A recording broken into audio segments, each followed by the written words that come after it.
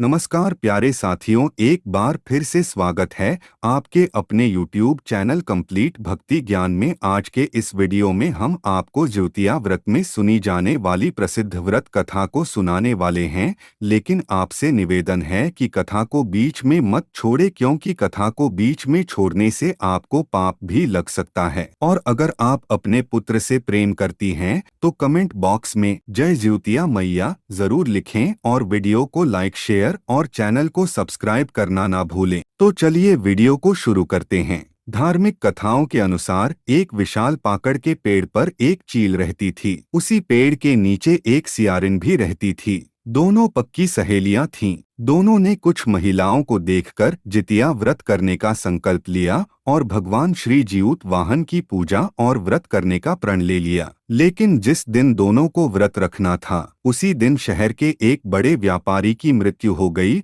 और उसके दाह संस्कार में सियारिन को भूख लगने लगी थी। मुर्दा देखकर वह खुद को रोक न सकी और उसका व्रत टूट गया। पर चील ने संयम रखा और नियम व श्रद्धा से अगले दिन व्रत का पारण किया। अगले जन्म में दोनों सहेलियों ने ब्राह्मण परिवार में पुत्री के रूप में जन्म लिया। उनके पिता का नाम भास्कर था। चील बड़ी बहन बनी और सियारन छोटी बहन के रूप में जन्मी। चील का नाम शीलवती रखा गया। शीलवती की शादी बुद्धिसेन के साथ हुई, जबकि सियारिन का नाम कपूरावती रखा गया और उसकी शादी उस नगर के राजा मलायकेतु से हुई। भगवान जीउत वाहन के आशीर्वाद से शीलवती के 7 बेटे हुए, पर कपूरावती के सभी बच्चे जन्म लेते ही मर जाते थे। कुछ समय बाद शीलवती के 7 पुत्र बड़े हो गए और वे सभी राजा के दरबार में काम करने लगे। कपूरावती के मन में उन्हें देख ईर्ष्या की भावना आ गई। उसने राजा से कहकर सभी बेटों के सर काटवा दिए। उन्हें 7 नए बर्तन मंगवाकर उसमें रख दिया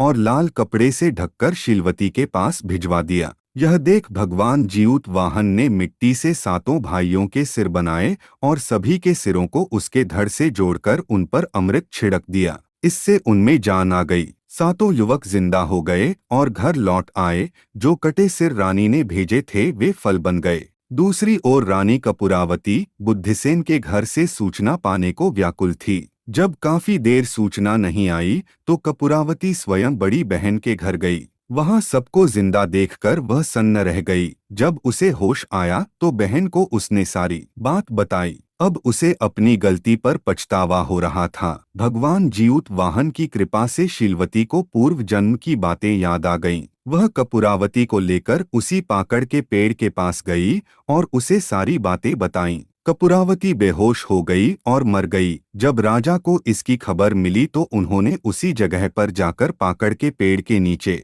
कपूरावती का दाह संस्कार कर दिया। तो प्यारे साथियों, आज की यह कथा आपको कैसी लगी? अगर आपको अच्छी लगी हो तो वीडियो को लाइक, शेयर, चैनल को सब्सक्राइब करना ना भूले। धन्यवाद।